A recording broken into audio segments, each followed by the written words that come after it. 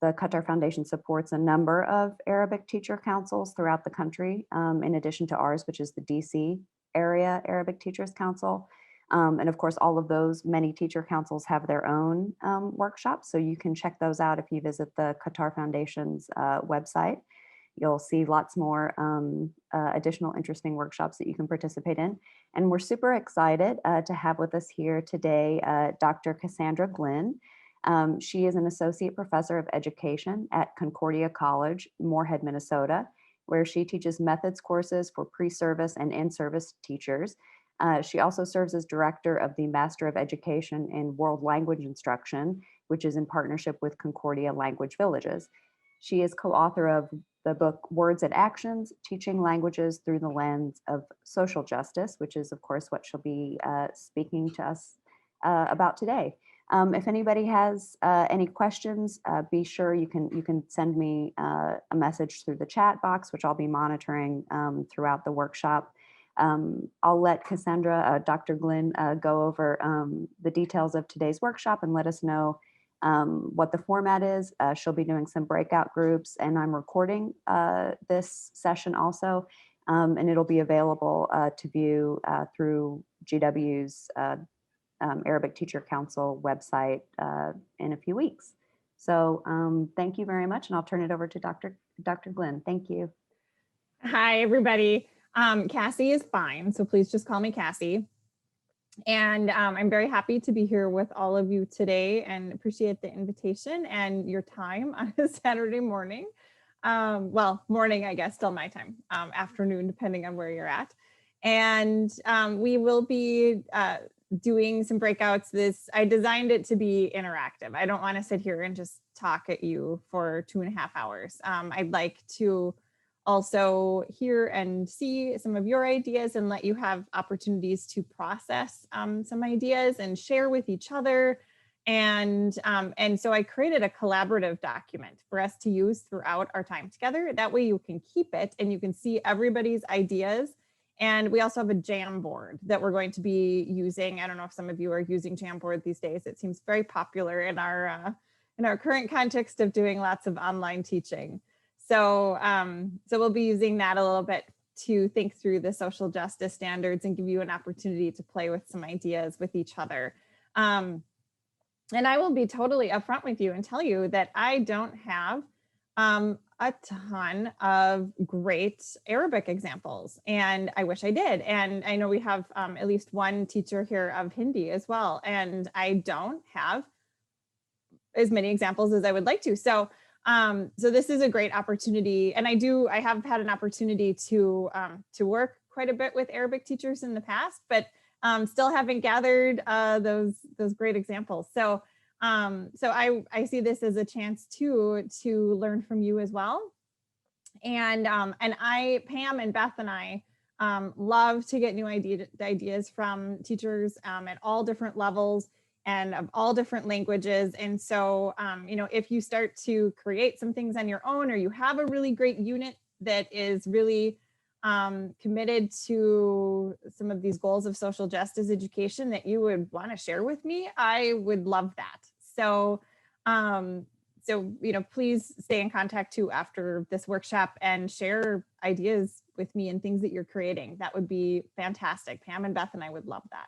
So that's kind of where we're at, and we'll get started. And I'm going to start by, just give me 1 second here to share the Google Doc, and you will have editing rights on this. So,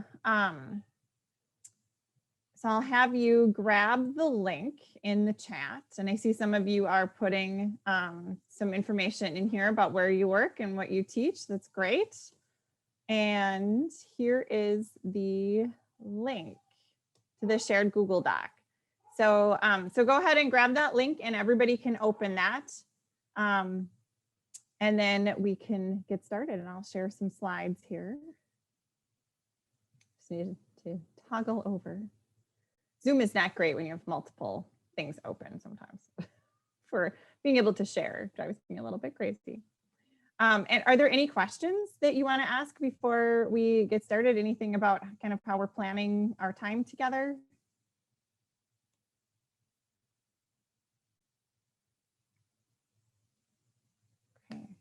All right. Well, let's get started then. So yeah, I'm at Concordia College in Moorhead, Minnesota. If you're familiar at all with our Concordia Language Villages, that tends to be the familiarity that people have with Concordia College in Minnesota. And our language villages, we offer 15 different languages. And so we're pretty well known for our villages up in Bemidji, Minnesota. I know Kusum has been there before with one of our teacher seminars. And we do have the Arabic village there. And Al-Waha is, it's fantastic. We have a great dean of the village. And my son actually started Arabic for the first time last summer through we couldn't hold them in person, but they did virtual villages, and they have a great staff there. So if you're not familiar yet with what we do at Concordia Language Villages, that might be another resource for you to check out, because we do offer professional development for teachers of critical languages. So that would be something to take a peek at too on our website. Some really good opportunities there. And we do hire too in the summer. So if you want to come and teach Arabic in the woods, in the north woods of Minnesota, that'd be great. We always look forward to that. So our agenda today is basically, and I may have been a little bit aggressive in our agenda, so we'll just be flexible and see, if you need more time with something, we can take more time, and you'll have the resources. I'll share the slides too. And so you can always, if there's something that we didn't get to, you're welcome to go back and do that on your own and email me if you have questions. So we'll just be flexible and see where our day goes, okay? So I'd like to start with just talking a little bit about this idea around building community in our classrooms, because we can't teach for social justice and do transformative education unless we have built community. And so there are some important components to think about around that. And then we'll talk about some key components of social justice education and standards work as it relates to language teaching. And then we'll look at some entry points, and we'll sort of do a unit plan analysis. I realized that we just wouldn't have enough time for all of you to do breakouts and do a really good unit plan analysis. So I'm just going to show you a few examples, and we can talk through some of the ideas that, and they're from teachers in the field. And I chose a range of things, but mostly older learners. And then, and we'll discuss some possible next steps for you. And I left you with an activity to do on your own. So, and you can do it or not do it, but at least it'll be there for you, okay?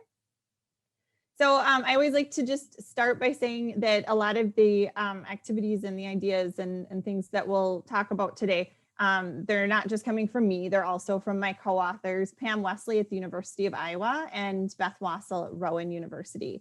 And so the three of us we do quite a few workshops, sometimes together, sometimes separately, but we share these materials. And so I want to acknowledge that before we start. All right, we're going to start with an activity today. I'm going to get you working right away if there are no questions before we dig in. So there are two options for you, okay? So on your shared Google Doc, you're going to see a link. There is a link to a Google Doc that it will force you to make a copy of it so that you can type in your own copy. So that's one option. If you're struggling to get to that document for some reason, if technology, something weird happens, I put both copies of the templates in the shared Google Doc for you. So what I want you to do is choose one of the identity poems to write in your target language that you teach, or in English, or in whatever language you would like, okay? And whatever speaks to you.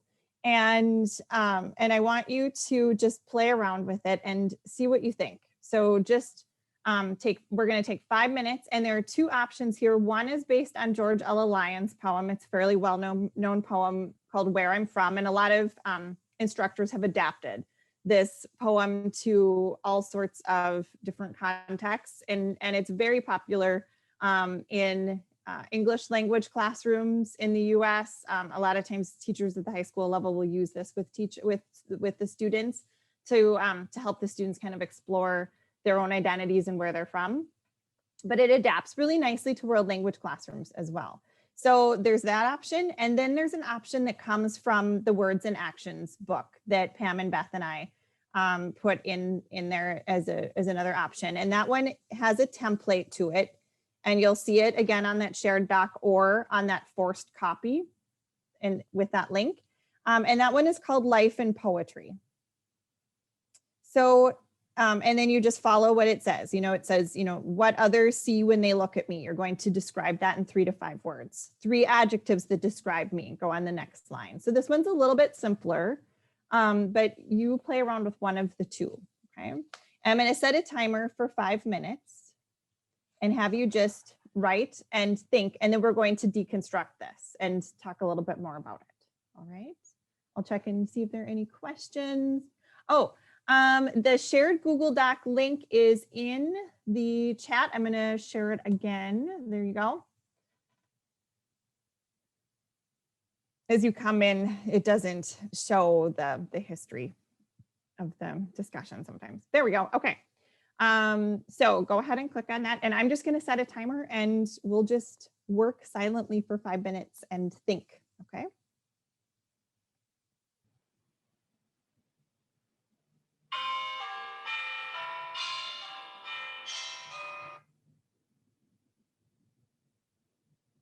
Okay, maybe you heard my alarm go off. We are at 5 minutes, and I realize that you're not going to have finished it. I did it along with you, and I did not finish because the idea is to spend some time reflecting, right, and to really think carefully about what you're putting in those blanks. So I'm not going to ask any of you to share. Oh, if you're just joining us, I'm going to share the shared Google Doc again one more time. Yes, yeah, the poem gets written in response to those. Sorry, I missed your comment there.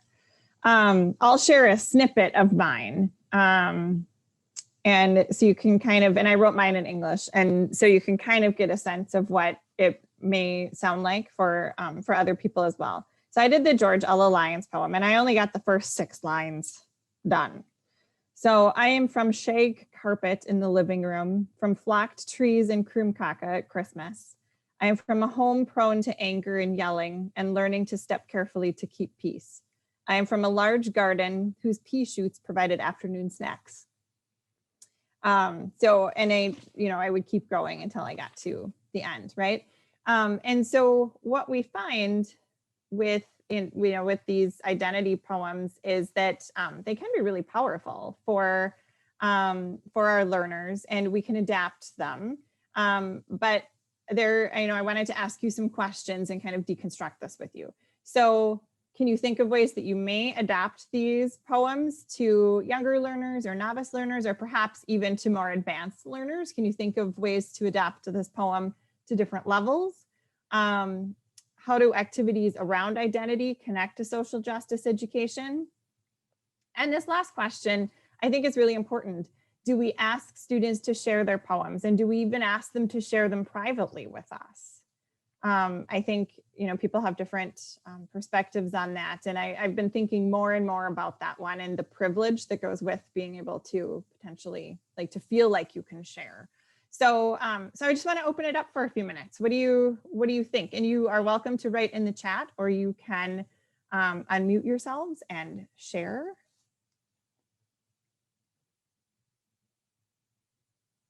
Any thoughts around any of those questions? May I answer? Yeah, please. That would be great. Thank you so much. I think I teach Arabic, of course. What I will do, I will try to do the same exercise in Arabic, try to find a very short poem, similar in these lines. And because culturally about identity and, the history of the region has a different way of, speaking about their struggles and their about identity. So I will do it in Arabic and try to bring the culture interwoven and then come to my American students, because my students are mostly Americans.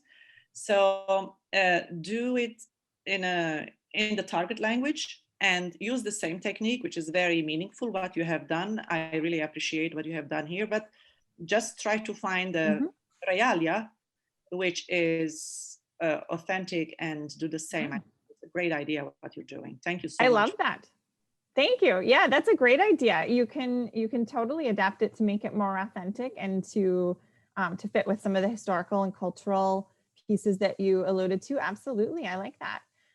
In the chat, we have people saying things like we can adapt it by providing word options or word banks. Absolutely, you can also think about providing sentence frames in the target language already, so that students aren't having to do the entire sentence on their own. So for novice levels, that would work. And then you can pull that scaffolding away for your advanced levels, right?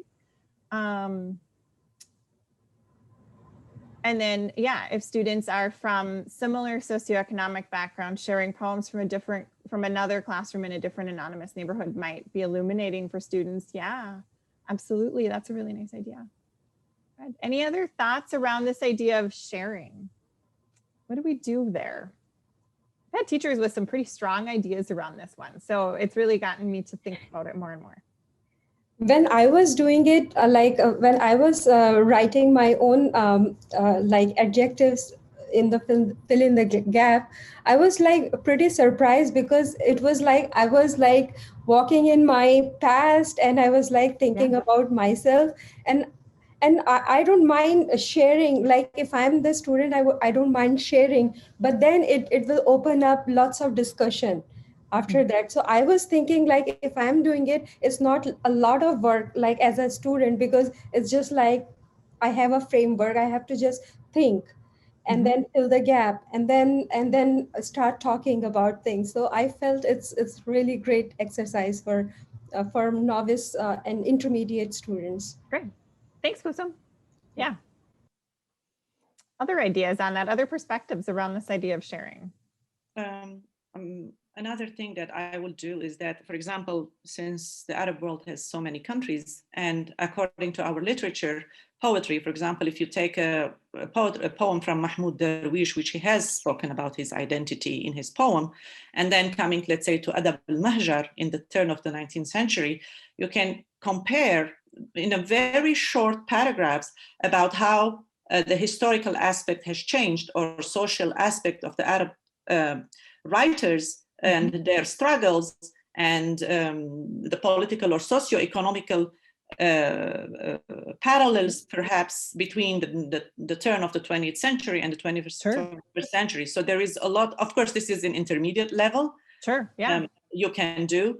I think it's a phenomenal thing. And then come back to their identity as American students. Great. And then tell them to write in Arabic about their own identity, so that, first we learn about these writers and their philosophy and their life stories, and then relate it to their own. Because a lot of American students, when you ask them about their heritage, it's not such or their identity, it's not such an easy task, because they never think about it. It's so natural. So this is a great way of doing a higher level of work with them too. Thank you. Thanks, Mimi. And I think, what you allude to there, that's the privilege that some of our students have. And so it could be, yes, you're right. They don't often think about it, but our students who hold some of this privilege, and for some of our students, a lot of privilege, it's easier for them to share some of these details about their backgrounds, where for other students it may not be. Mohammed, do you have a comment or thought? Yeah, I just wanted, when I did it, it's a pretty powerful activity to do, because it makes you think about your childhood and all the things that made you who you are. But at the same time, made me think of the people who might not have had a more brighter childhood that they want to go back to and think about. So I think restructuring the activity in the sense that it's more related to objects more than experiences might be a better thing to do. I'm just thinking about like the type of students I teach. Some of them are placed either on the spectrum and on different points of the spectrum, or most of them do ask, about, basically, if you're going to show them a movie or whatever, they want to know what the movie would include, because there is all these, childhood trauma that they might be carrying that I need to be aware of. So I think, it's a pretty interesting activity, but it's kind of like, you want to tread lightly when it comes to structuring it. Absolutely. Absolutely. And I think I thank you so much for bringing that up. And that's the piece I've been thinking about more and more with this is, you have to adapt it to the cognitive, social, emotional, developmental levels of your students. You have to know your students really well. And so, yeah, I think you're absolutely right. For a lot of our students, and I think that's why things like teaching about the home, teaching about family, those are really difficult to teach about in the world language classroom, because for a lot of, for a good chunk of our students, not all, but there's a significant population, home is not necessarily the happiest thing for them to think about or talk about. So I think, being really acutely aware of that is important, and really knowing who our students are as we design these identity activities. And then maybe just, in some cases, if you do want them to dig in and really think about their past and think about who they are and how that's led them to who they are today, just having a policy where you just don't share at all, perhaps. That's an option, right?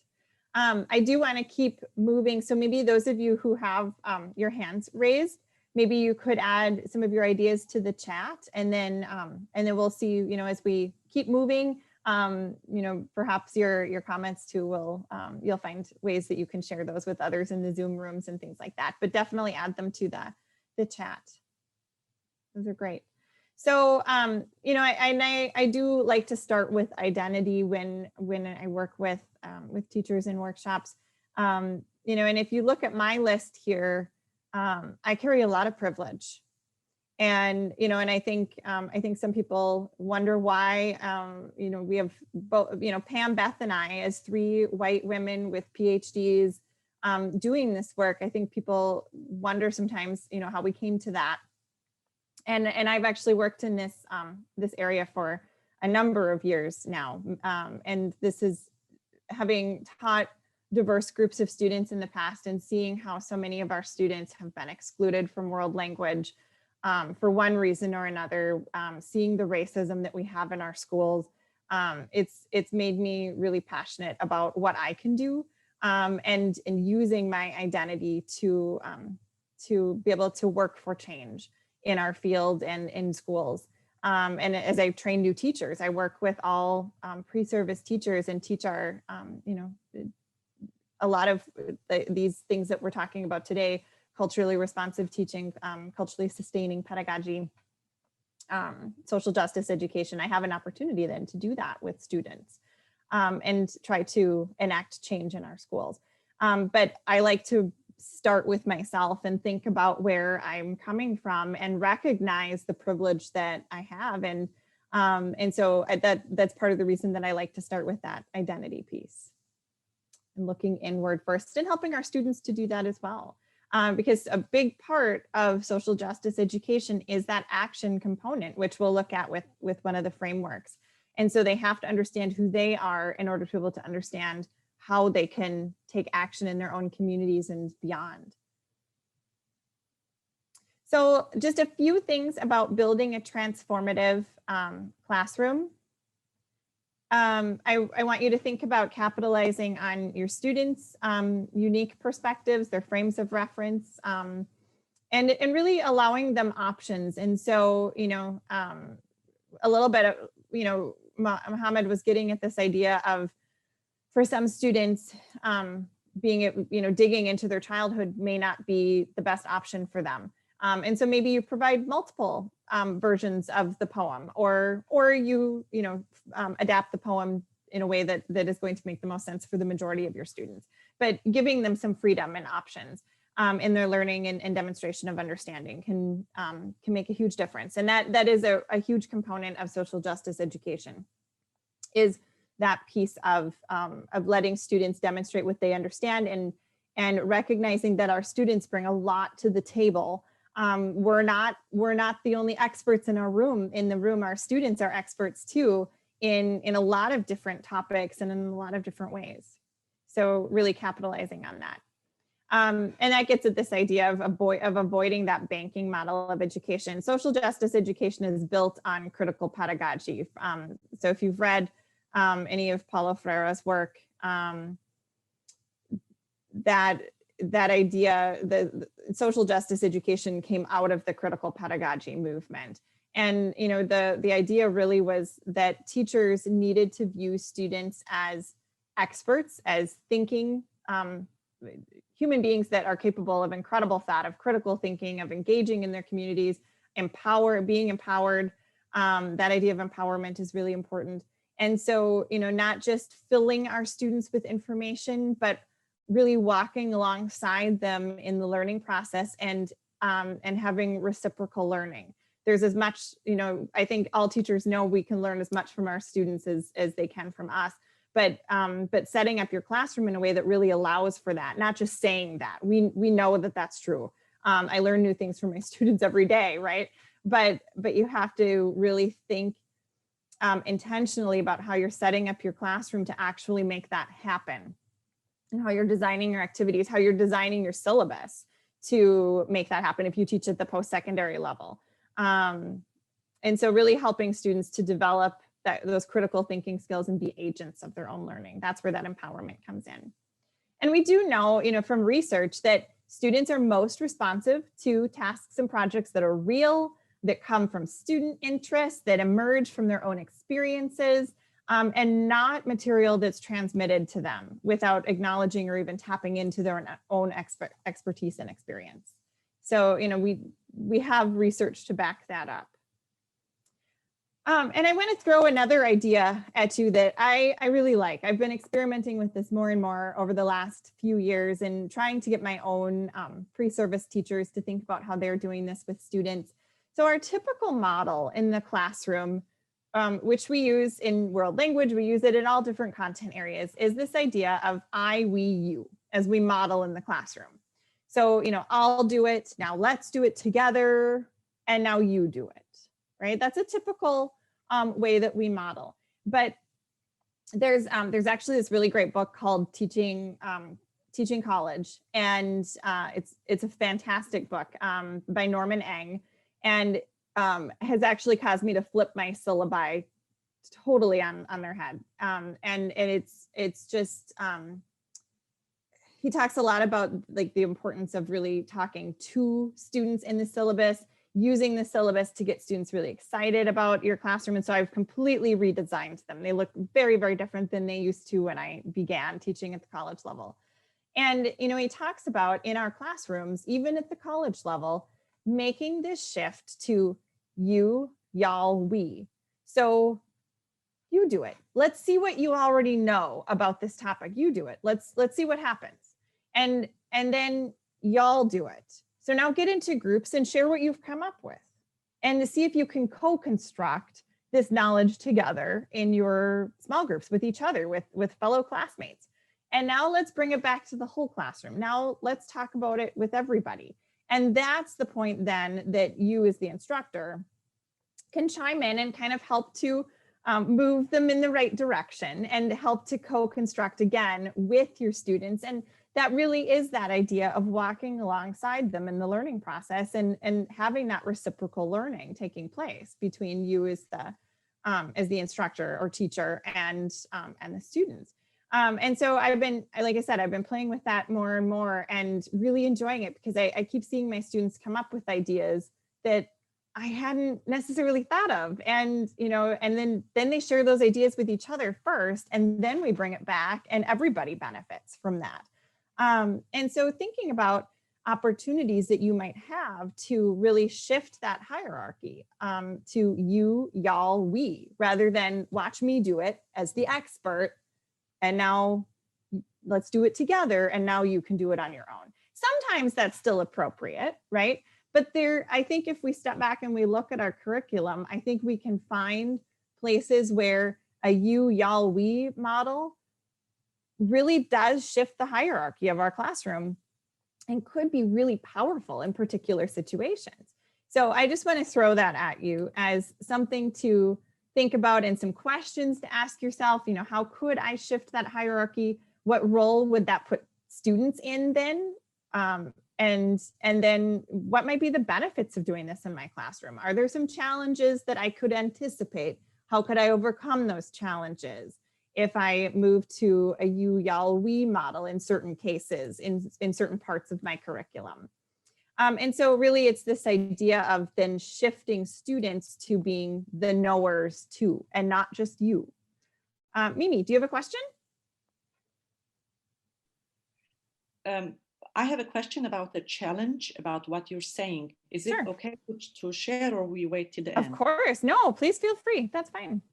For us as teachers, for example, teaching Arabic, having the tools, the students, they need the vocabulary, they need the tools. Now, I teach in a high school level. For us to find realia, which is appropriate to high school kids' mental ability, because this is a higher level, these lessons are for higher level students. Mentally, they should be ready to understand and, you know, to reflect. So we as teachers, we have a challenge of finding appropriate realia, okay, so that if they read, they can understand. Also, as a teacher, we have the difficulty of creating the vocabulary of this subject.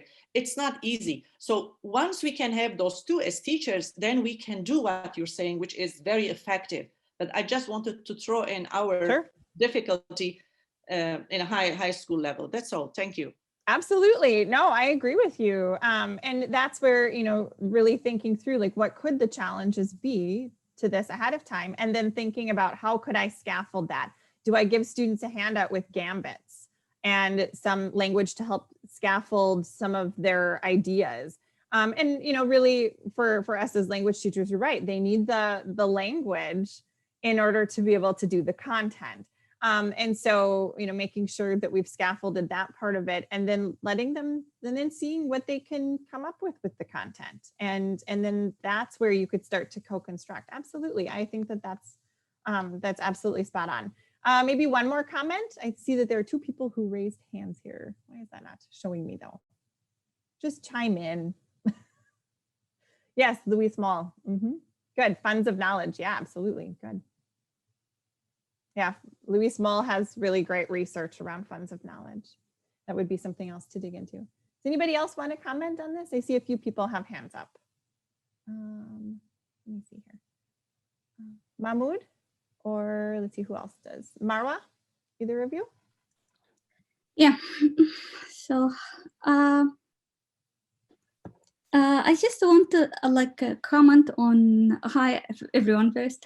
I want to comment on the model of you all, we, and how I did that in Arabic class, because I know this is the area that we all struggle with, like what we do in Arabic with the language. So I did this in two different classes. One was heritage and one was novice Arabic 1.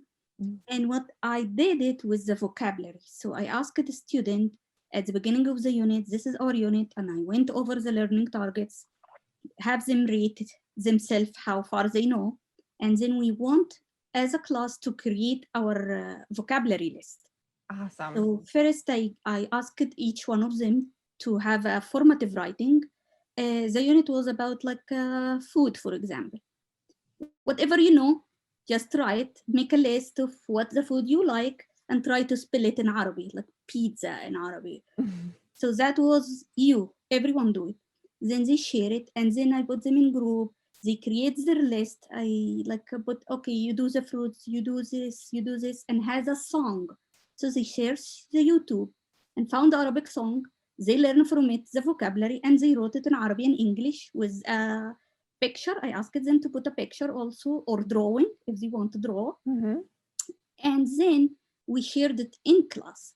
But also I had the component of culture for students who are a little bit advanced. So what are the culture tradition about food? What phrases we use? And they search, like they love to Google. and they found the stuff, and they found videos, like why, for example, Arabic people eat, some of them eat with their hand. And or sit in the floor and eat, like it was a video from Emirat. So it was very, very good. And then I end with a reflection as a class, each group shared, and then we end with a reflection, how that breaks the stereotype from the first unit about identity, about Arabic stereotypes, how our learning now from the vocabulary and all this stuff helped us break the stereotype. So I feel this was Perfect. like example of what you were saying. It is. It is. It's perfect, Marwa. That was spot on, because we're actually going to talk about co-constructing vocab in a little bit, and you gave a perfect example. I love it. Thank you so much for sharing. I think that's a wonderful idea and really powerful. And the students are knowers in that process. That's exactly what we're talking about. Thank you. Yeah. If you ever want to share that lesson with me that you have, I would love it, because then I can use it with other teachers. I think that's a great example. Yeah. Sure. Thank you. That will, yeah, I would love to be able to share that. So please email me. That would be great. And then a couple more things as we keep moving through this idea of transformative education and transformative classrooms. We want to be courageous. We want to challenge students with topics, but we also want to be okay with silence, knowing that some of our students just need time to process, especially given some of the topics we may cover. And, I am going to talk about entry points. Hopefully we get this far.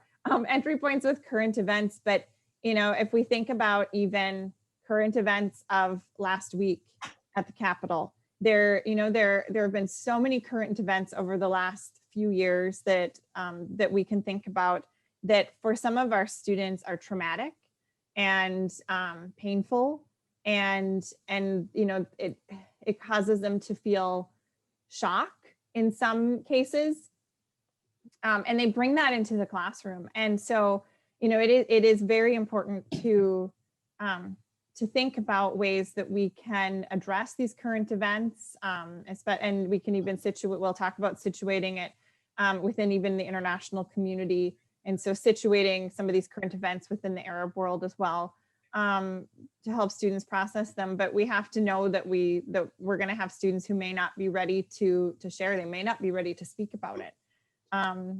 But so being okay with that silence and finding ways for students to be able to process silently, maybe through a journal, not sharing before they're ready, things like that.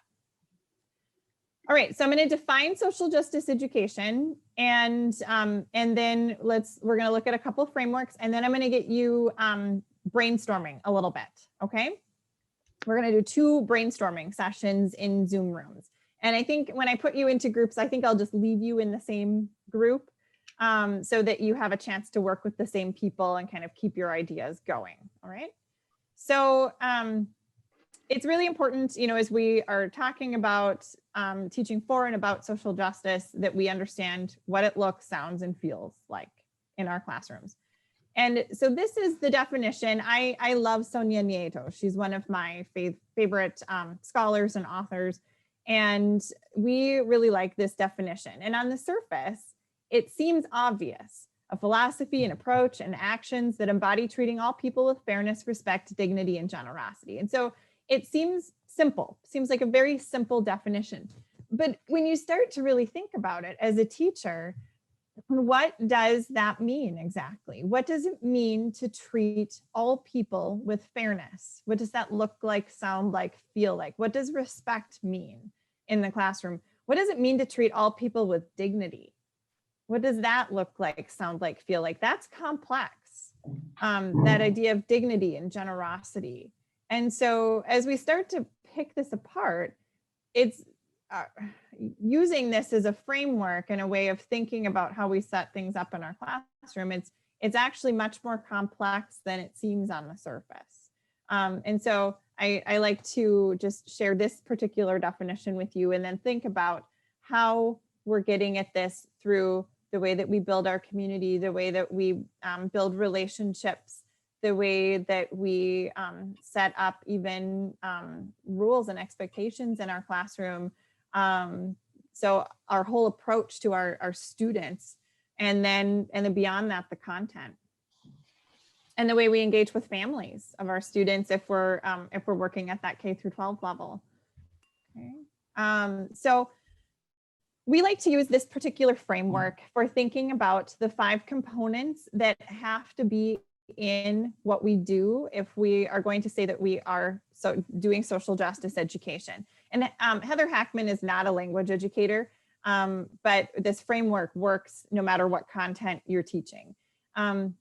So, this first one is content mastery and factual information. And of course that has to be there. That's exactly what what Mimi was talking about earlier with the importance of making sure that our students have the language necessary to be able to really engage in the content. And so, yeah, of course, they need that content mastery. They need the factual information. So, historical, cultural components that are going to be really important for them to understand. So, of course, that has to be present. That's necessary. But then we pair that with tools for critical analysis. And so helping our students to look deeply at systems of oppression in the target cultures, in their own culture, in their own community, being able to compare. I don't know how many of you use the World-Readiness Standards, the actual World-Readiness Standards. If you do, that you have that, that cultural comparisons component, the cultural perspectives component. And it can actually be really tricky to get at those components in the right way. And so, the idea of using tools for critical analysis allows us to really dig into those perspectives and engage in comparisons. And not just at the surface level, but in a really deep, meaningful way. And then, of course, we have to have tools for action and social change. We have to lay the groundwork for students to be able to think about how they can make a difference. And so, I like to talk about a civil courage unit that I used to teach at the high school level when I taught high school German.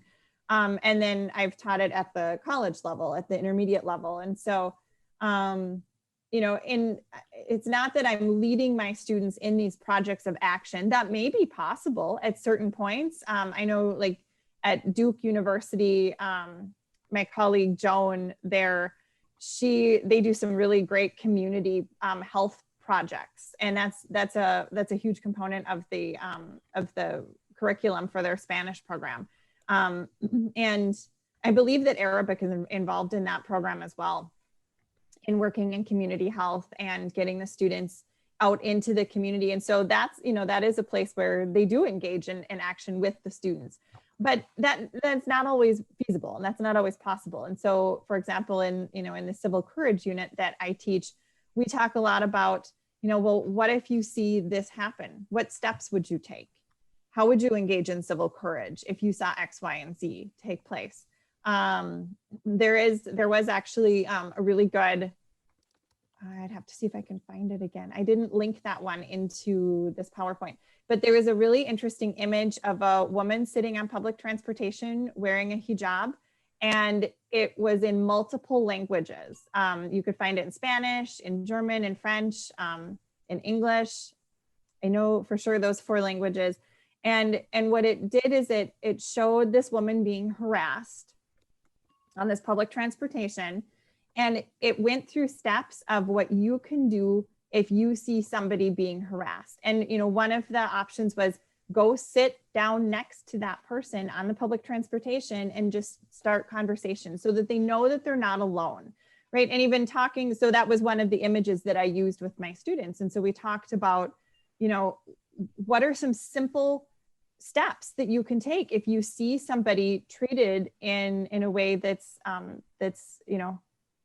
not just. What can you do as an individual? And so even that simple step of just standing up and walking and sitting right next to that person and starting conversation, what difference would that make? And so those were the kinds of conversations and scenarios that we talked about, and that lays the groundwork for them to take action and think about, what can I do close to home?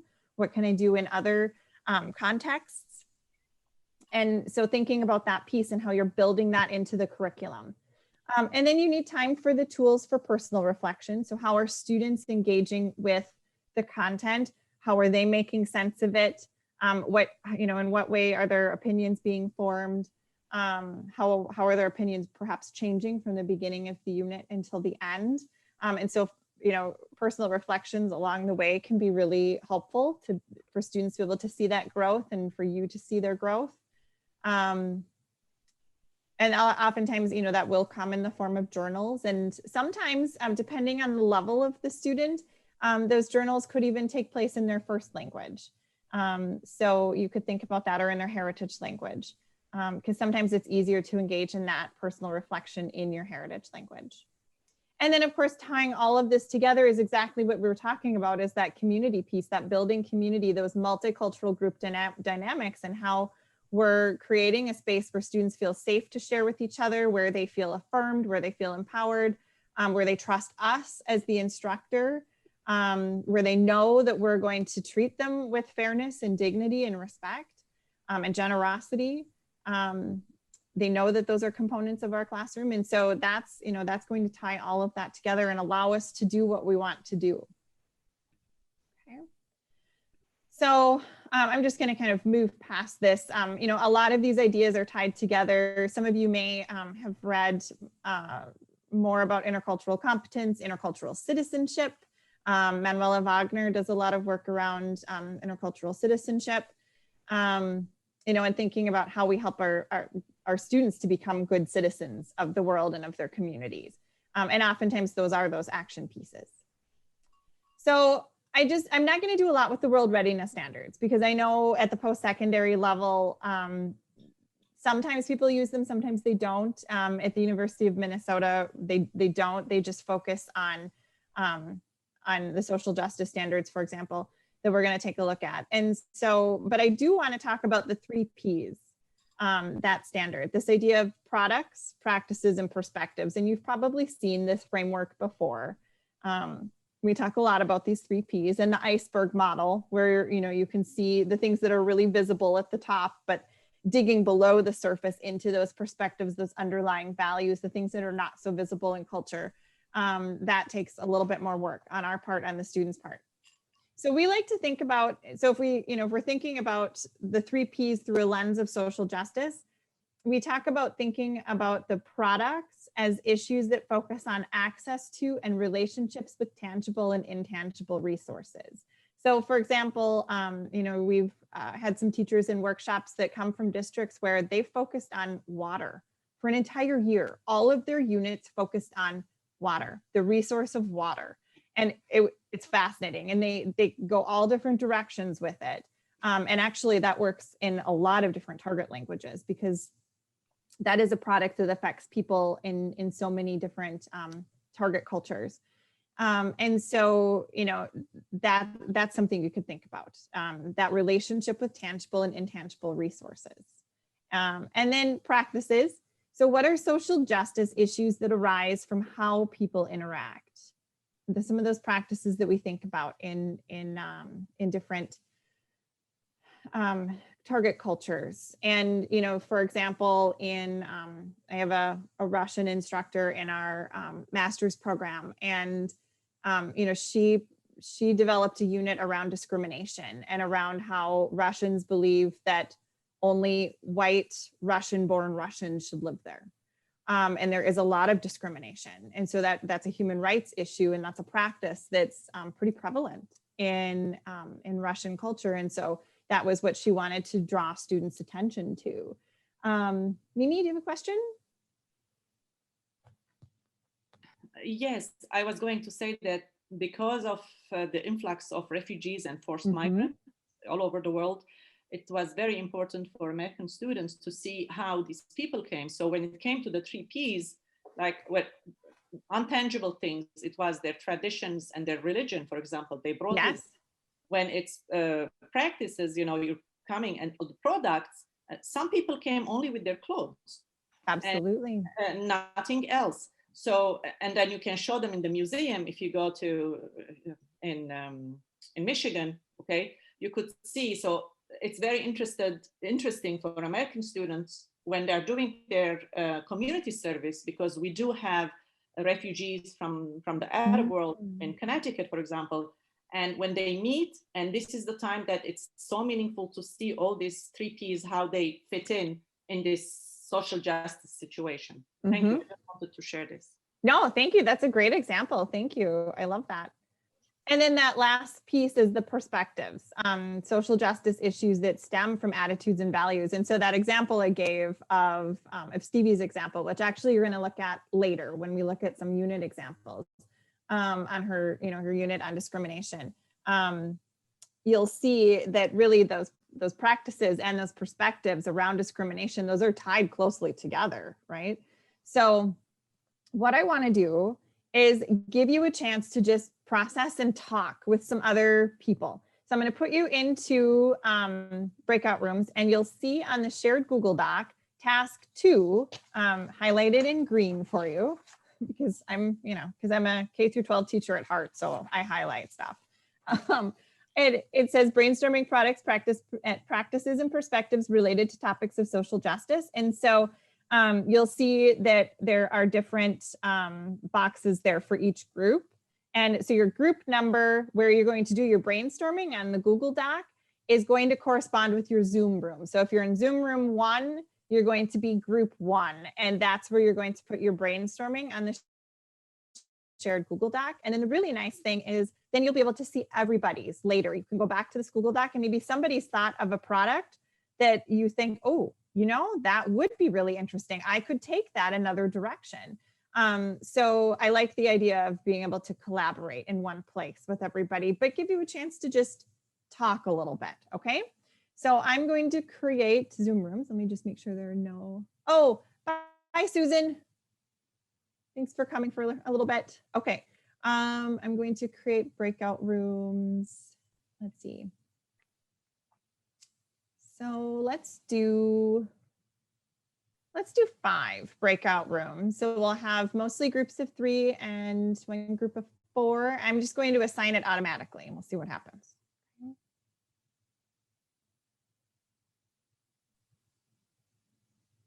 All right, I'm going to go ahead and open up. Oh, no, we have groups of 3. Sorry, I didn't look at our total number very well. Okay, so we have 1 group of 2, but that'll be just fine. All right, so let's open up these rooms, and I'll give you a little bit of time to maybe 8 minutes or so to do a little bit of brainstorming, and then we'll come back together, okay?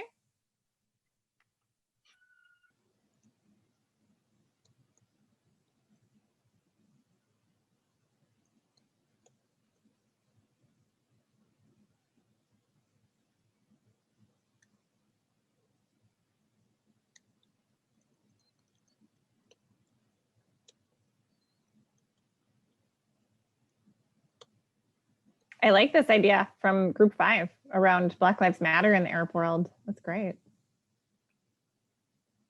A great topic. Thank you.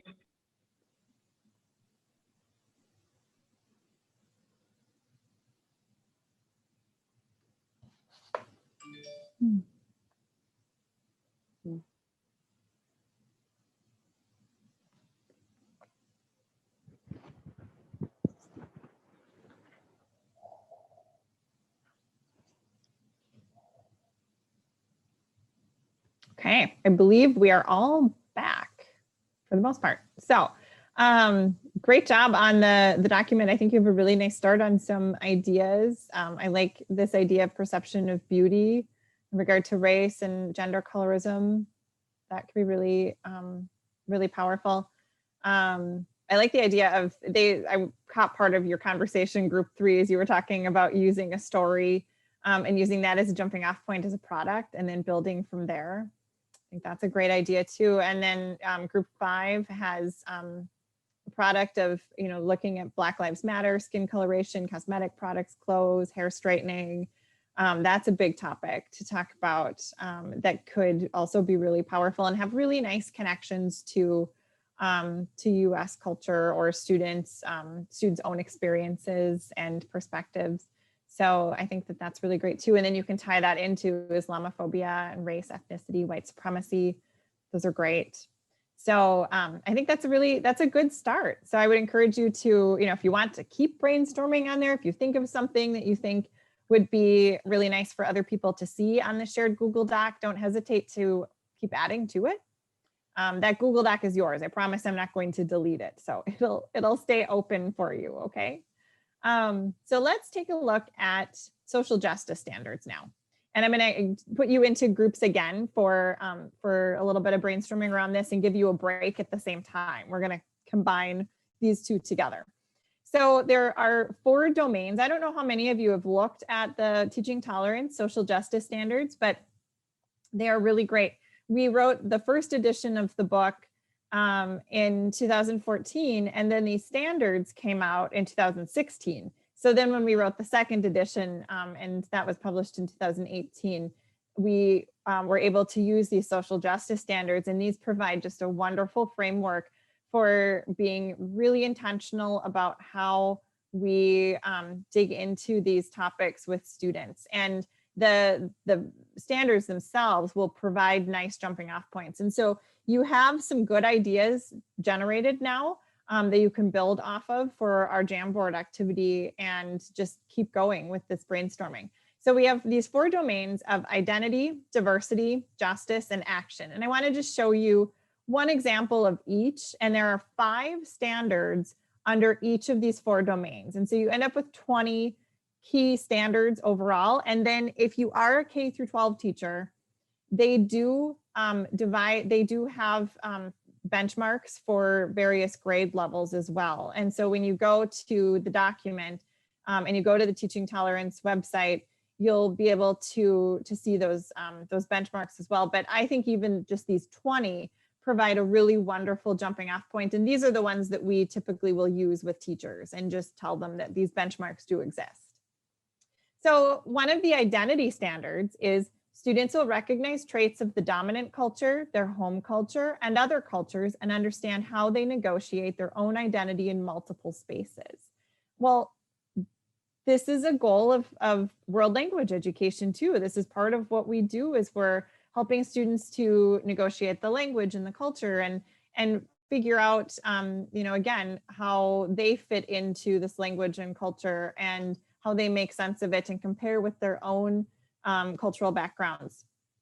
And so this is something that we can do very easily, but perhaps using this standard and putting it front and center in our lesson or in our unit will help us to be more intentional about how we build activities around this particular standard.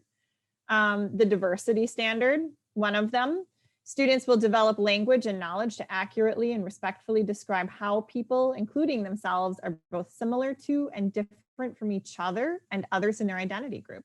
So allowing students to be able to, there it goes back to those multicultural group dynamics of our class that tie everything together in that community, helping students to recognize similarities and differences between each other in the classroom, and being able to share about that, but then again, tying that to target cultures.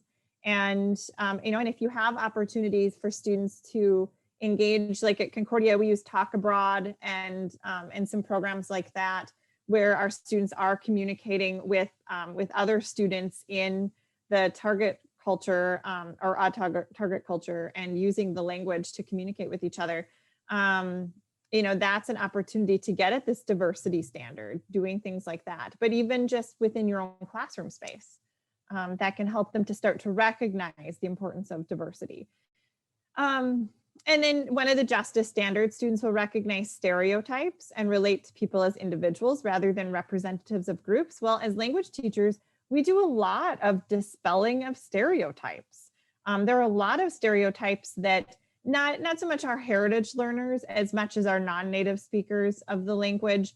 A lot of our non-native speakers do have certain ideas about the culture or the language before they enter the classroom.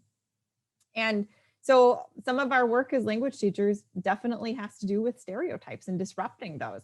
And that fits in really nicely with this particular standard. And again, if you put this standard front and center in what you're doing, that will allow you to be really intentional about building activities that get at stereotypes. In our book, we have one example of a middle school unit in French that Pam Wesley actually wrote and taught often with her students that gets at stereotypes. And she will often model that lesson. We teach a Carla Institute in the summer.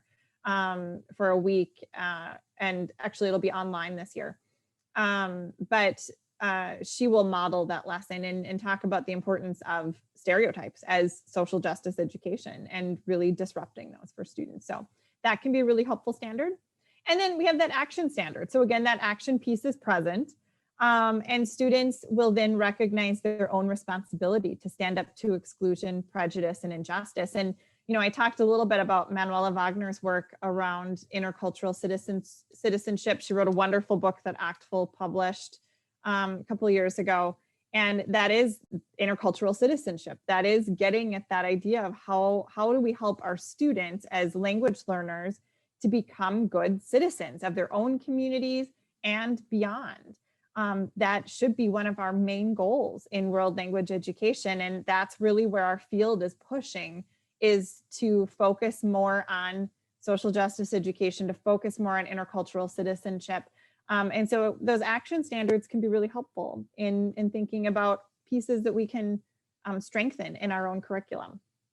So that gives you a few examples. So I'm going to, I want to give you a chance to just look at the standards. Me just walking you through all of the standards is not very interesting. So I think it's better for you to be able to open up the teaching tolerance, social justice standards, and be able to do some work around that. I'm actually going to toggle out of here quickly. And on the shared Google Doc, you'll see task 3 is the standards brainstorming. And I put a link to the teaching tolerance social justice standards. So you can click on that link and see all of the, all of the 20 main standards, the 5 under each of those 4 domains. And then, so we're just going to look at those anchor standards today. Don't look at the grade level benchmarks right now. Just look at those 20 anchor standards. And then there's a link to a Jamboard. So your group, again, your Jamboard frame will correspond with the with your Zoom room number. Okay. And then what you're going to do is you'll see on the Jamboard, so I have the Jamboard open here. There you have the 4 domains. And what I want you to do is choose one standard under each of these 4 domains. So choose one identity standard that you want to talk more about, choose one diversity standard that you want to look at more, choose one justice standard, choose one action standard. And what I want you to do is use a sticky note. So if I pull up my sticky note here, and so under the identity standard, maybe I choose identity standard number 3. That's what my group chooses. I want you to brainstorm a couple activities that you could do in your classroom that would get at that identity standard. Just brainstorm away, right? And it can be any topic, anything that fits with your level. And if you have people in your group that teach, one person teaches at a high school level, one person teaches at the college level, maybe put an example of something you could do at the high school level, and then an example you could do with post-secondary students or students at different proficiency levels. If somebody in your group is working at the novice level and somebody else at a higher level, and maybe an intermediate level, then maybe give 2 different examples. What could you do with that standard at a novice level? What could you do with it at an intermediate level? Just work with it and do some brainstorming. And then do the same thing for the diversity one. Do the same thing for justice and action, okay? So at the same time as this, I would also encourage your group to, take a few minutes to go to the restroom, get a cup of tea, get some water or coffee or whatever you like, and then you can return to your work. But I want to give you a little bit of time to process, okay? Does that sound good to everybody? All right. So sorry, go ahead. Break first or breakout room first? I would say I'm going to put you in your breakout room, and then your group can decide if you want to work a little bit and then take a break, or if you want to take a break first and then come back and work together. Does that sound good? I'll leave it up to each room. I might recreate, because we had some people who logged off. So I lied to you. I said I was going to keep you in the same groups, but now I'm going to have to recreate them, I think. So, okay, that should be good. So we have 3 rooms. So you're going to use the first 3 frames of the Jamboard. So room 1, you'll use frame 1. Room 2, you'll use frame 2 on the Jamboard. And then room 3 will have frame 3. All right, I'm going to open up the rooms, take a break, and do some work on the Jamboard. I would say try to leave yourselves a good 15 minutes to work on the Jamboard and play with those standards, and then we'll come back together, okay?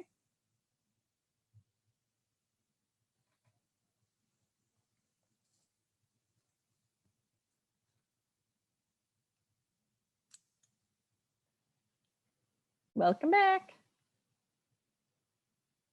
Okay, so I realized that you probably didn't get quite as far as you would like to have been with the Jamboard, which is totally fine.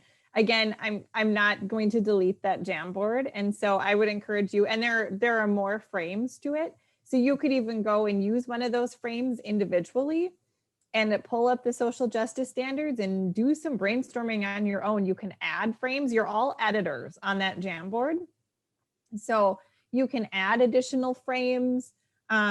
Please feel free to use that resource, and then you can check and see what other people are coming up with, and it can remain a collaborative tool for all of you. And hopefully, you know, if some people watch the recording, they may go and do that as well, because I'll make all of these links available to everybody. So, so the more, you know, that we can find spaces where we can collaborate on some ideas, the more you'll have to work with. So don't be afraid to keep going. But I heard some really great conversations, which is that's a good starting point for us. So. I'm going to just go through some entry points with you and show you, I want to show you some examples. I want to make sure that we have some time for that, to talk through a few examples that, that people have shared over the years. And then we'll sort of wrap things up today, because we don't have very much time left. So, and I want to be respectful of your time today.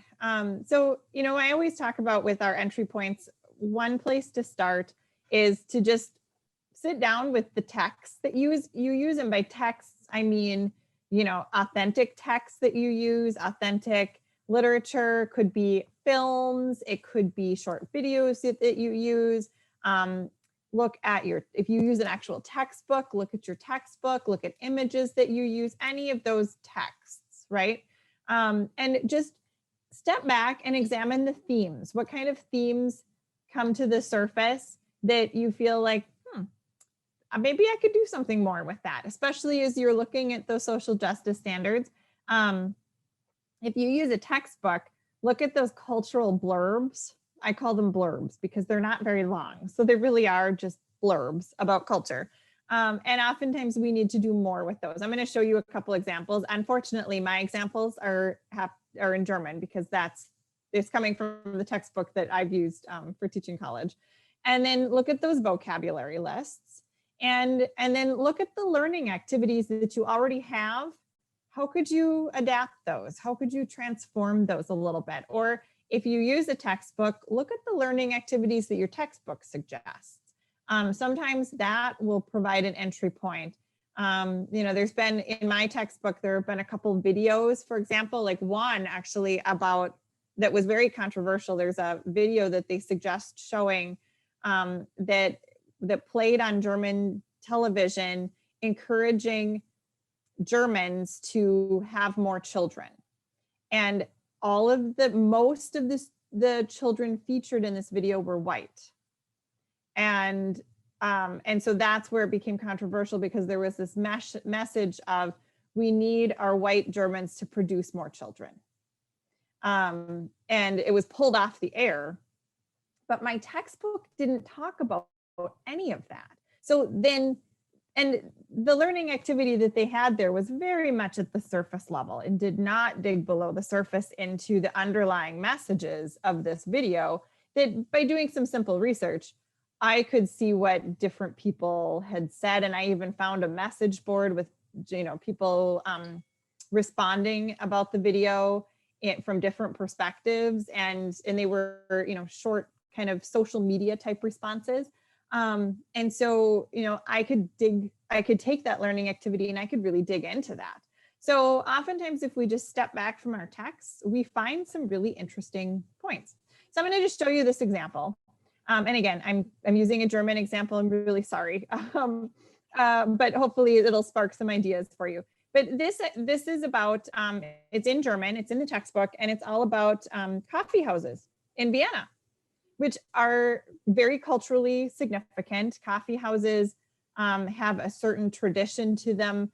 And what they talk about in this article, in this cultural blurb in my book, is this special language that you use when you are in this coffee house, right? And so I could start to ask these questions. Is there a history behind this topic? Are there accepted truths? Is this something that maybe people from different groups are going to view differently? Well, there were a lot of immigrants from Syria that ended up in Austria, right?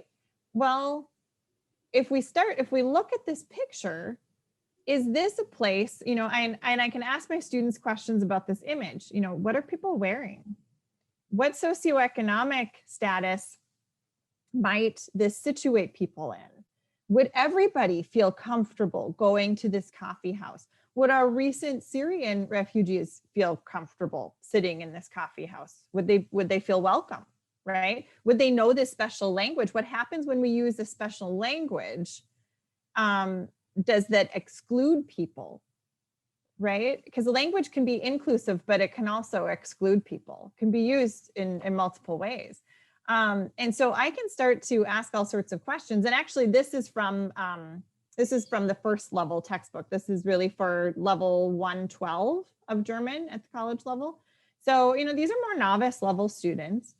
And they do use the same book at the high school level. And, so there's some really good questions we can start to ask. And then they do mention Starbucks. Well, and I hate to say it, but I do have my Starbucks cup here today because my husband grabbed me a coffee this morning. And, but even Starbucks, that's an example that we could use with students, because Starbucks has certain underlying values to it. Think about if you say, and there's special language used at Starbucks too. And I think students in the US can relate to that and then make these comparisons. So, like if I were to say, I'm a barista at Starbucks versus I work at McDonald's, there are some different values and different ways that people in the US respond to that when people say I'm a barista versus I work at McDonald's, right? And then we can talk about, I even have my students do a 3 Ps activity, brainstorming Starbucks. Okay, what are the products underlying Starbucks? What are the practices underlying Starbucks? What about perspectives? And then it helps them to be able to see how there are these different layers. So I'm actually really upfront with my students about the 3 Ps. And we use things in the US that they're familiar with to help them think about that. And then we transfer those ideas. And then they can dig into the culture a little bit more. But going back to our Syrian refugees, for example, well, so coffee houses are a place in Vienna where people can go and it's a place where they sustain culture. That's a place where they sustain language. Well, where are our Syrian refugees going to gather, to enjoy that time together? Where are they sustaining their culture and language? And I think that fits in really well in German classes, for example, to be able to look at how different groups of people within one of these target cultures, they're engaging in this coffee time or tea time, and how that time allows them to sustain culture and language. So there are lots of jumping off points here, right? I can take this one cultural blurb and I can go many different directions with it. Another example of a cultural blurb is this. This comes up fairly early in that same textbook at the novice level. This is a family. This is kind of about family run businesses is basically what this is about. And so if you, again, just take a look at this picture, well, I would situate this family within a certain socioeconomic status just based on the picture, right? And again, and so this picture is about this family that runs a medical company that earns 22 billion per year. Well, we have a lot of German run businesses in German-speaking countries that do not earn 22 billion per year. And so I like to pull in all of these amazing Turkish run restaurants and other businesses and bakeries. And I was actually talking with someone yesterday who is a native Turkish speaker. And she was talking about her time in Germany, and she was like, I felt like I was in Turkey in some of these places, and these bakeries were amazing and so much Turkish being spoken, right?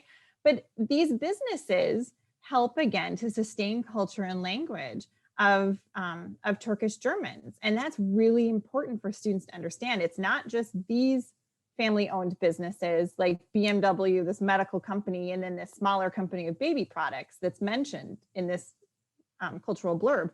But there's so much more that my students need to understand about family-run businesses that, I mean, really these Turkish-run businesses, they're vital to the landscape and the culture today of Germany. The culture of Germany would not be the same without Turkish culture.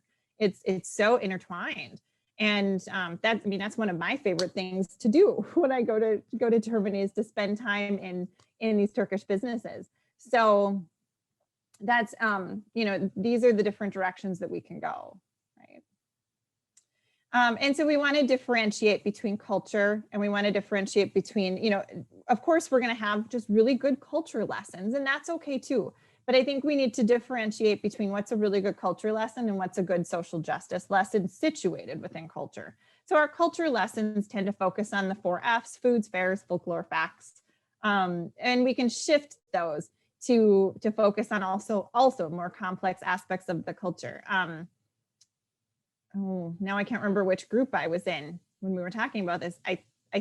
I'm pretty sure it was Mohammed that was talking about these, like the bright sides of Moroccan culture, and focusing on that too. And I think that that's really important. Students need to focus on all of these, wonderful, hopeful, fun aspects of culture, because there are so many of them too.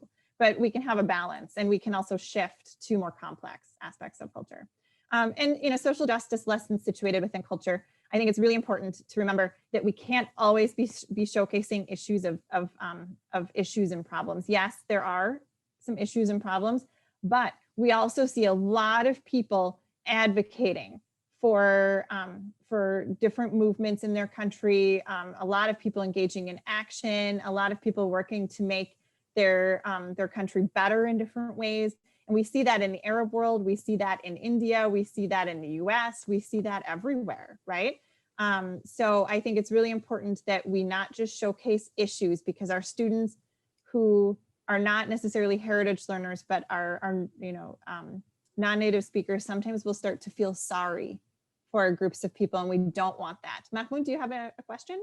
Yeah, just a quick maybe commentary here. Yeah. I think Mimi talked about the challenges earlier, and in our group, we have been discussing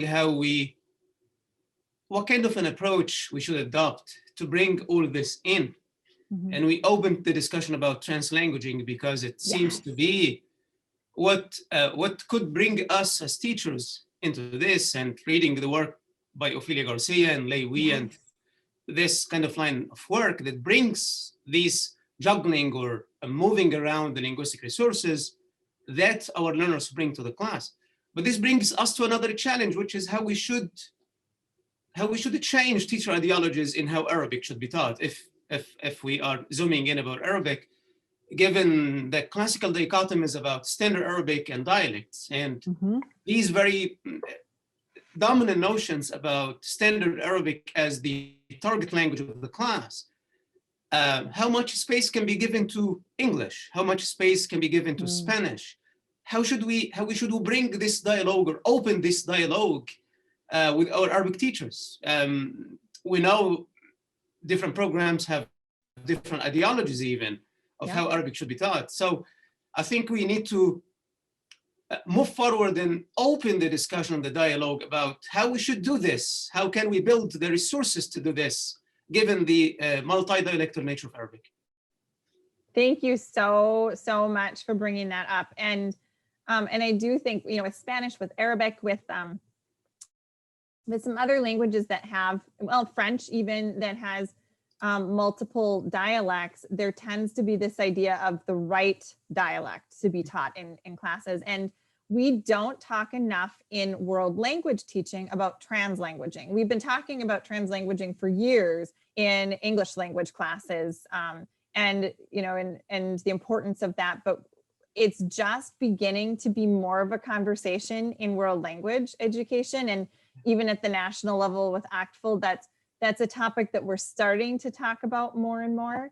And I think you're absolutely right. I think we need to leverage translanguaging in our world language classes too, and encourage students, especially when it comes to more complex topics, to draw on all of their linguistic capabilities in order to engage. And maybe that means, some things come out in English, some things come out in Spanish, some things come out in Arabic as they're making sense of some of this, but also encouraging them, if you have a bunch of non-native Arabic speakers, so not heritage learners, but but maybe native English speakers in your class, maybe you give them something to read about the topic in English outside of class, and they journal about it in English outside of class. And then when they come back in, that knowledge will transfer, and then you can work in Arabic, thinking about ways to really leverage all of their linguistic capabilities in order to get at this. But I absolutely agree with you. I think it's a conversation that the groups of teachers need to have. And I've had the privilege of being able to work with different groups of Arabic teachers in different settings. And I always find the Arabic teacher community is so strong. And you have some really wonderful organizations and groups of teachers in different pockets of the country.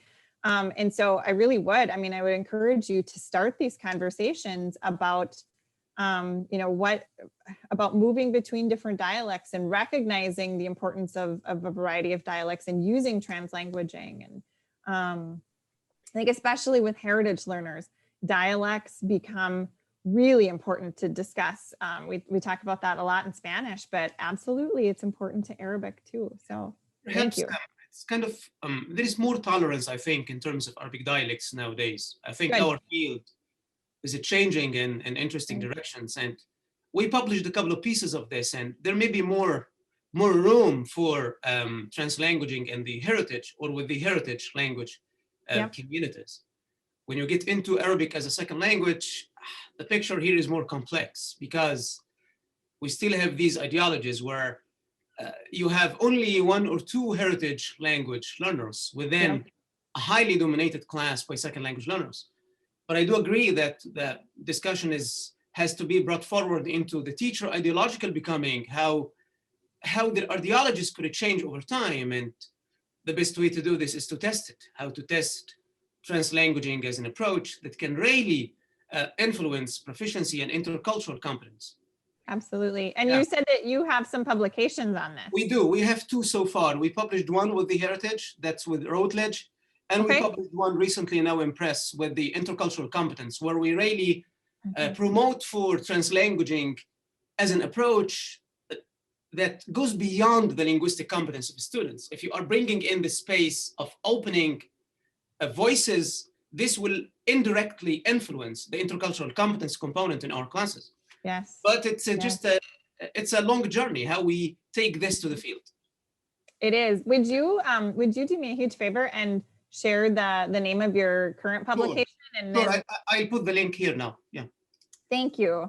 I think that would be wonderful. And I would like to catch up on your work too. So thank you. I appreciate that. I think it's important. The more that we can share what we've been working on, the better. And so thinking too about doing book audits, doing audits of the materials that we use, looking for things like a white gaze, saviorism, inauthentic culture that may pop up. I think we see that less in Arabic materials because there are, fewer things available. We see this more with other language like Spanish. And so generally I see Arabic teachers going and finding really great authentic resources more often than I do sometimes with other languages. And as we talk about vocab, we had a really good. Add one thing with regards to materials. Yeah. I've been finding resources for teaching different levels of classes that are very rich culturally and also for social justice in the graphic art and graphic narrative. So graphic novels is a proliferating field in the Arab world right now after Arab Spring, as well as there's multiple magazines that are for graphic art, as well as also, of course, the caricature art has been always there forever. And I using them in different levels, they have proved to be very successful for me with regards to both thinking about culture and also thinking about social justice. Thank you. Absolutely. I actually found a link to some really interesting comic books in Arabic too that have links to social justice. So I put that in one of the slides as well, just as another resource. But you're right, drawing on graphic novels, and there have been a lot of really wonderful changes in resources that we've seen over the years. Good. And with vocab, we've already talked about this a little bit, but again, taking a look at your list, asking yourself if it imparts certain values, does it situate people within a certain SES? Could it reinforce stereotypes? How could it be more than a vocab list? And so, and then does it allow students to be able to talk about themselves? And oftentimes we see that that's not necessarily the case, like things like a duvet. Well, some people, and in German culture, a duvet is very important. But not everybody has a duvet, and a lot of times our students don't know what that is.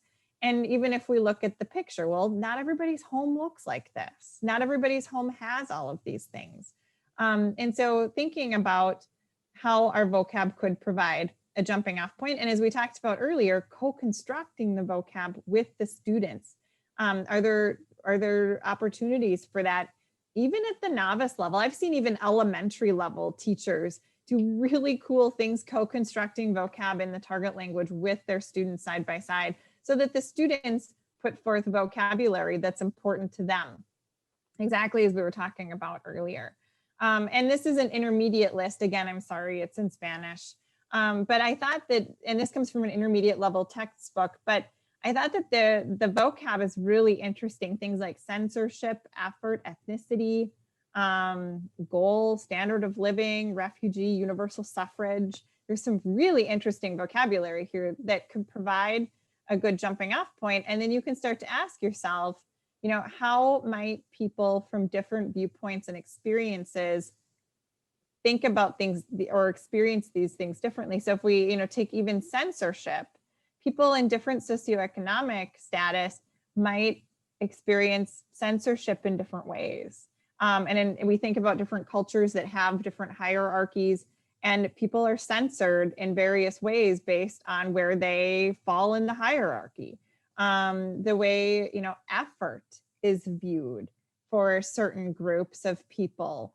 And, we can go through all of these different things and ask ourselves different questions, and it could allow us then to plan our lessons in a way that we hadn't originally planned, and not just seeing it as a vocab list that students memorize, but really seeing it as a jumping off point for us, and even allowing students then to suggest some of their own vocab. So, again, just thinking about some of these questions, I think can be really helpful. But I love the example that we had early on about that co-construction and all of the activities that followed that. That was just a wonderful example.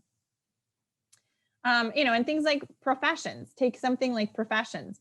How is gender and ethnicity represented in these professions? What is the value of professions in communities and target cultures? And, I always give the example of, in German-speaking countries, blue-collar jobs are more highly valued than here in the United States. If you tell somebody in Germany, I'm a plumber, or I'm a sanitation worker, or, whatever the case might be, especially jobs that require an apprenticeship and did not require university level or even the highest level of high school, you're not looked down upon. Those are highly valued professions. Whereas if you say to somebody here in the United States, I'm a plumber, people have a different reaction to that. Why? Why are there different values underlying these professions in various target cultures and in the United States when we compare to students' own cultures? We can even talk about superheroes, these unseen jobs that keep communities functioning, right? And so again, our vocab list is much more than just memorizing this list of professions, but we can go about it in a very different way. And oftentimes they list professions that, that our students can't necessarily always identify with either. So that's where co-constructing a list with professions can really make a difference. Sometimes technology is a unit that pops up, but we can talk about this idea of staying connected. We saw it with so many of our refugees from, I'm going to take Syria, for example, again, but so many of our refugees, they stayed connected to family and to their language and to their culture through technology, through cell phones. Cell phones became a very really powerful tool for so many of our refugees. And we can also think about, this consumer mentality around technology, and again, all different directions we can go. I also wanted to point out the UN Sustainable Development Goals. As I said, we had a couple groups of teachers that we worked with before who they took the topic of water in their district and just worked with water. And life below water, clean water and sanitation, environment, all sorts of different directions you can go with something like that. But what's really great is that they have all sorts of resources and materials on the website, on the UN website, for each of these different goals and each of these different topics. And they're in multiple languages, including Arabic, which is pretty great. And so the idea behind these goals is to provide this global blueprint for dignity, peace, and prosperity for people and the planet now and in the future. And so there are infographics, there are videos, there are all sorts of things. So I would encourage you to no matter what level you teach, from elementary all the way through post-secondary, I think it can provide really nice jumping off points for you. And then I did want to just draw your attention to, for those of you who teach, I don't think we have any K through 8 teachers in the group. There were some on the list that registered, but I want to point this out for anybody who may find this useful. And I think even these 6 elements for elementary education, can easily be adapted to just novice levels of the language. This idea of self-love and knowledge, establishing a sense of dignity about who they are, respect for others, issues of social injustice, social movements and social change, awareness raising, social action. Again, there's that action piece, right? And so you can find the link right here using their words, and there's even this graphic. So something like that might be helpful as a jumping off point for you. And then I also want to talk about current events. They provide a really great entry point for lessons. And I pulled this, this idea of just demonstrations and protests. Why do people demonstrate? What are they demonstrating for? How, and we had this current event, this insurrection at the Capitol last week that I think for a lot of our students brought about trauma and some shock. And I think for some of our students, they felt shocked, but then there's that question about, well, why? Why did you feel shocked? And I think, I think anger, I think a lot of our students felt angry about what they saw last week. And being able to compare to the international community and situate it within the international community. Well, how are other people around the world viewing this? What do people have to say about this in Egypt? What is like the newspaper saying about it? What's their perspective on it? And then look around the world. Why do other people protest? Why do other people in the Arab world protest and demonstrate? And how does their demonstration, how is that different from what we saw taking place, right? I mean, there are lots of different directions that you can go, but there are powerful, powerful images that you can use. And I would encourage you to, again, just find that balance so that you're not perpetuating stereotypes. I did, as I was searching around for different images, I saw some certainly that could perpetuate stereotypes of the Arab world. And so we want to choose our images really carefully. And thank you, dear. Okay, sorry. Visitors, this is the fun of teaching at home, right? And we want to balance drawing attention to issues and stories hope and action and change, because there are a lot of them as you look around. And I found this this news story coming out of the Middle East about younger people and action toward disrupting homophobia in the Arab world. And what are they doing? What are they saying? How are they going about this? What steps to action are they taking? And when our students see those things, they can then think about, oh, well, what could I replicate in my own community? How could I engage in some of this, right? And then I did put that link down here, and I can't judge the quality of it super well, but I wanted to at least, I wish I were an Arabic speaker. I used it. They have like they won't contain everything, but they have at least samples of different Arab comics, and they're good. I downloaded many things from this link. Wonderful. Yeah. Okay, thank you for confirming that. Good. I was hoping that I at least chose a good resource. As I was looking through, I thought it looked really interesting. So, something like that could provide an entry point too. But I want to just encourage you to look for the change makers, the people that I like to call the disruptors in the target cultures, the helpers, the advocates, tell all of the stories. I think that that's really important for us to do. And then to end, I want to just show you a few examples, and you'll have these slides, so you can go back and look at them more closely. I'm just going to highlight a few things for you. I like this Russian example. This one's developed for advanced learners of the language who are adult speakers. She works with adults. But what I like about this one is that she has some really interesting activities that you can easily adapt to other levels. And so, some of these things around comparing discrimination in Russia and discrimination in the US, we can do that with novice high. We can do that with intermediate students. Identify various groups that are discriminated against in the target culture.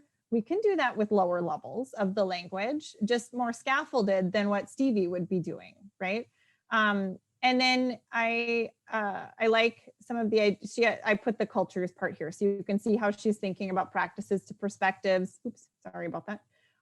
Products to perspectives. She's using a song as one of the products, and then having students really dig below the surface.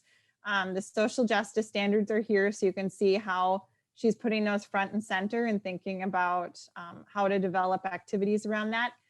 And one of the activities I wanted to draw attention to, one of her assessments, is that she has her adult learners organize a protest working in groups. And so that's one of their interpersonal activities, is they have to agree on a cause that they think is really important, and all completely in Russian. They have to create signs, they have to plan and prepare or think about how they would, and it's hypothetical, but think about how they would organize a protest. Well, that's a great connection to action, and it's engaging. Students get to bring in their own ideas. And I think you could do this at lots of different levels. I would do this with high schoolers. As a former high school teacher, I would absolutely do this activity.